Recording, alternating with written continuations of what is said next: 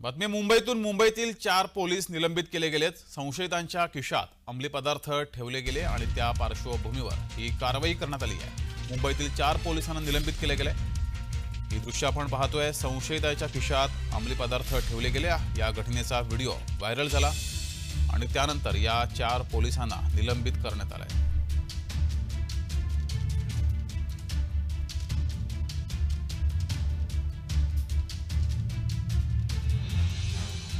Social मीडियावर 30 ऑगस्टची video viral झालेली होती, ज्यामध्ये 4 इसम 1 इसमांची अंगझडती घेताना दिसत होते। ते व्हिडिओ आमच्याकडे चौकशीसाठी आलेले होते आणि जे 4 इसम आहे ते खार पोलीसचे ऑफिसर आणि अंमलदार निष्पन्न झालेले आहे आणि ते पोलीस पथकाने